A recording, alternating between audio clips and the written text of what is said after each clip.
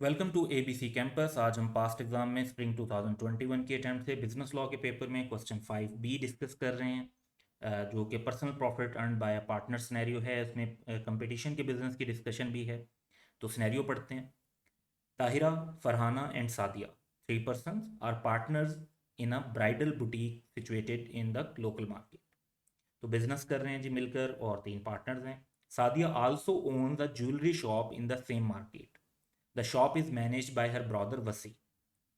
तो इसमें से जो एक पार्टनर हैं वो अपनी ज्वेलरी शॉप भी ओन कर रही हैं, लेकिन उसको मैनेज उनके भाई कर रहे हैं। Tahira and Farhana were not aware of Sadia's interest in the jewellery shop. तो पार्टनर्स को ये पता नहीं था कि भाई उनका भी एक ज्वेलरी शॉप भी वो चला रहे हैं। Most of the clients from bridal boutique buy jewellery sets from Sadia's shop. Same market में है, तो जो है वो जो लोग बुटीक से बाय करते हैं, सेम कस्टमर्स जो हैं वो ज्वेलरी शॉप से भी बाय कर रहे हैं। During the year Sadia earned a hefty profit of ₹10 million from the jewellery business. तो बहुत अच्छा प्रॉफिट अर्न किया। Upon knowing the fact of Sadia's interest in the jewellery shop, both Tahira and Farhana demanded Sadia to share her profits equally with them. Under the provisions of Partnership Act 1932 explain whether Tahira and Farhana are justified in their demand. अच्छा, अब इस पर basically जो है हमारा section 16 apply होता है। हमें तीन एंगल से इस के आंसर को देखना चाहिए। पहला एंगल तो ये है कि क्या पार्टनर्स के दरमियान कोई ऐसा एग्रीमेंट था जिसमें उन्होंने दूसरे को कोई भी और बिजनेस करने से मना किया हुआ था। क्योंकि अगर हम देखें तो ज्वेलरी शॉप और बुटीक बिजनेस जो है ये बेसिकली कंपीटिंग बिजनेस तो नहीं। तो एक एंगल तो ये कि ये कंपीटिंग बिजनेस नहीं है, तो उस एंगल से तो नहीं बनता कोई इशू। लेकिन दूसरा इशू ये कि अगर कोई एग्रीमेंट था कि कोई भी बिजनेस करने से अदर देन फर्म वाला मना किया हुआ है, तो फिर तो उनकी डिमांड जस्टिफाइड हो जाएगी कि भाई फिर क्यों ऐसा बिजनेस किया, और उसके जो सीक्रेट प्रॉफिट्स हैं वो शेयर करने पड़ेंगे।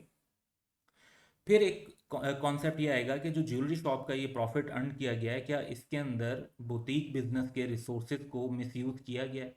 क्या प्रॉपर्टी बिजनेस कनेक्शन वगैरह इन्वॉल्व किए गए हैं बुटीक बिजनेस के, ताकि ज्वेलरी बिजनेस के अंदर प्रॉफिट अर्न किया जा सके? तो इन एंगल्स को हम अपने आंसर में कवर करेंगे। तो सबसे पहले हम ये बात करेंगे कि Tahira and Farhana would be justified in their demand if they have restrained Sadia from carrying on another business other than that of the firm as is permitted under the Partnership Act 1932। तो अगर पार्टनर्स के दरमियान कोई ऐसा agreement था जिसमें ये decided था कि जी other than partnership firm business वो नहीं करेंगे, तो फिर नहीं कर सकते। और फिर तो उनकी जो ये डिमांड है कि सीक्रेट प्रॉफिट जो उनकी है वो शेयर करें, वो जस्टिफाइड होगी। तो पहला कॉन्टेक्स्ट ये है। अगर ऐसा कोई एग्रीमेंट नहीं है तो फिर वो जस्टिफाइड नहीं है प्रॉफिट क्लेम करने में ज्वेलरी बिजनेस के, क्योंकि ये सेम नेचर का बिजनेस नहीं है, ना ही ये compete कर रहा है। देखें, ना ये अल्टरनेट प्रोडक्ट नहीं है कि अगर आप ड्रेस पहनेंगे तो ज्वेलरी नहीं पहनेंगे और ज्वेलरी पहनेंगे तो ड्रेस नहीं पहनेंगे। तो दोनों जो है कंप्लीमेंट्री किस्म के प्रोडक्ट्स तो हैं। कंपेरेटिव प्रोडक्ट या अल्टरनेट प्रोडक्ट्स नहीं है, सेम नेचर ऑफ बिजनेस भी नहीं है। उसके बाद स्पेक्ट ये आता है कि क्या सादिया ने अपने ज्वेलरी शॉप को चलाने के लिए बुटीक बिजनेस के कनेक्शंस को, प्रॉपर्टीज को, फर्म के नेम को यूज़ किया। तो उस एस्पेक्ट को कवर करेंगे कि moreover jewellery shop having same customer does not amount to misusing resources of boutique business unless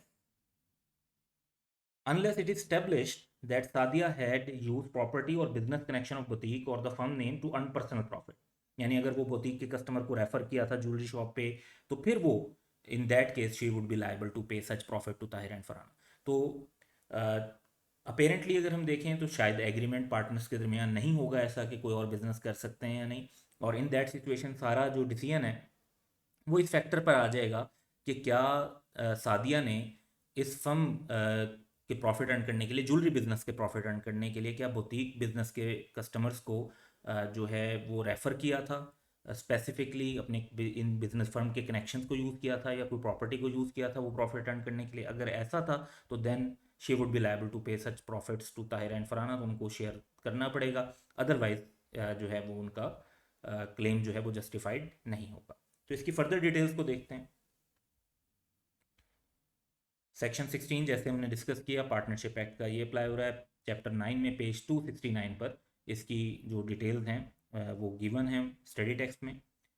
अगर हम जाएं कि जी इसकी मार्किंग स्कीम क्या है, तो सबसे पहले ये पॉसिबिलिटी डिस्कस करना कि जो पार्टनर्स हैं उनको दूसरे बिजनेस करने से रिस्ट्रेन किया जा सकता है,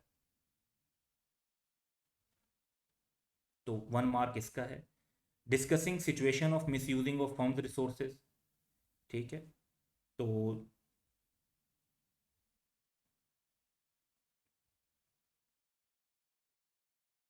ये 2 मार्क्स के लिए है। और फिर ये कि miss use determining validity of demand, तो वो 2 जगह पे कवर हो रही है,